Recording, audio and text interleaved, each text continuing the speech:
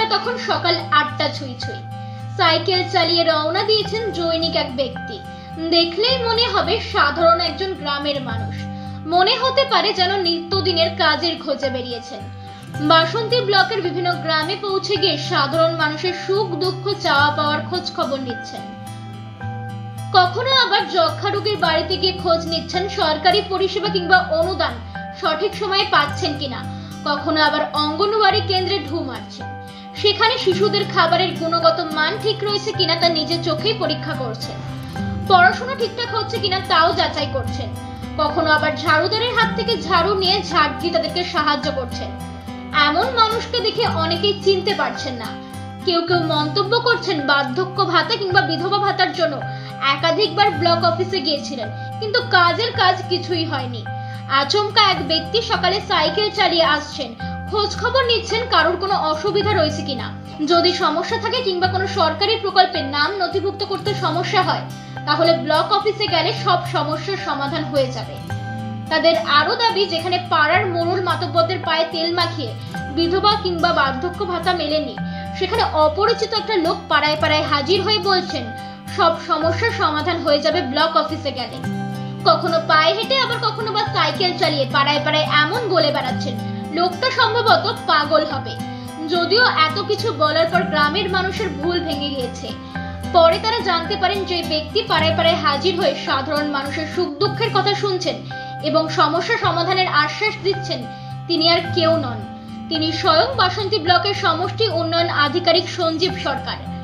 এমন খবর এলাকায় চাউর হতেই বাসন্তী ব্লক অফিসে প্রতিদিনই সাধারণ মানুষের আনাগোনা বেড়ে গিয়েছে।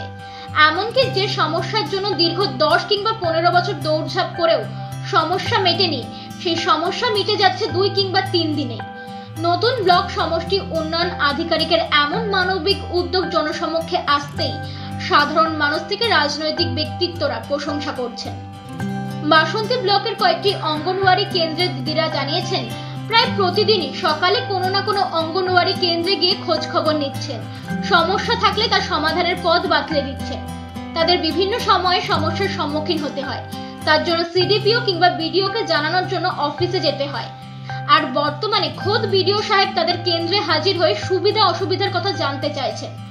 বিডিও সাহেবের এমন উদ্যোগের তুলনা হয় না।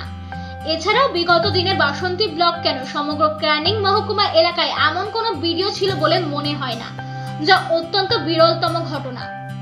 এমন কার্যক্রম প্রসঙ্গে বাসন্তী ব্লক সমষ্টি উন্নয়ন আধিকারিক সঞ্জীব সরকারকে জিজ্ঞাসা করা হলে তিনি বলেছেন, ব্লক উন্নয়ন আধিকারিক হয়ে যদি সাধারণ মানুষের সুখ দুঃখ না বুঝতে পারেন তাহলে উন্নয়ন হবে কি করে।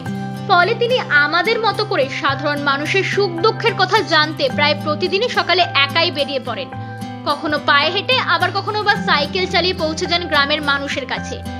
এটা তার নিত্যদিনের রুটিন, এক প্রকার এটা তার কর্তব্য বলেই মনে করেন তিনি। তারপর অফিসে গিয়ে সমস্ত সমস্যার সমাধানের উপায় বের করে সমাধান করার চেষ্টা করে। ভিডিও সাহেব, এর আগে বাসন্তীতে কোনো ভিডিও সাহেব এরকম কি আসতেন ভিজিটে? আসতেন না।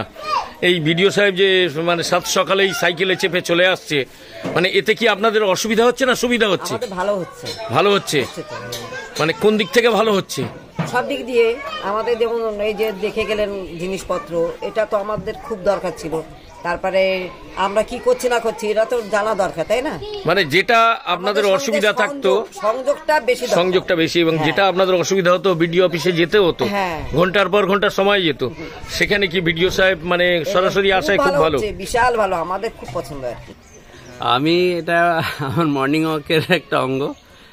মাঝে মাঝে হেঁটেও বেরোই এবং মাঝে মাঝে সাইকেলে বেরোই, এবং এই সকালের দিকটা তো আইসিডিএস সেন্টারগুলো চলে, তো সঙ্গে সঙ্গে আইসিডিএস সেন্টারগুলো একটু ভিজিট করে নিই।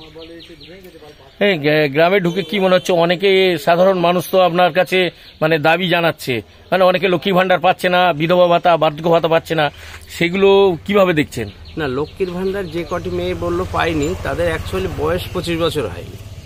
আর বৃদ্ধ ভাতার ব্যাপারে কয়েকজন আমাদেরকে বললেন, এবং তারা যেটা শুনলাম যে তারা এই দুয়ারে সরকার, লাস্টে যে দুয়ারে সরকার আমরা করলাম সেখানে অ্যাপ্লিকেশন দিয়েছে, তাদের নামটা আমরা নথিভুক্ত করে নিয়েছি। এইবার এখনো পর্যন্ত টাকা ঢোকেনি, সেটা আমাদের সরকার যে সময়টা ঢোকাবে টাকা ঢুকে যাবে, অসুবিধা হবে। দক্ষিণ 24 পরগনা থেকে বিশ্বজিৎ নস্করের report, U Bangla TV. U Bangla TV, হৃদয় ছুঁয়ে যায়।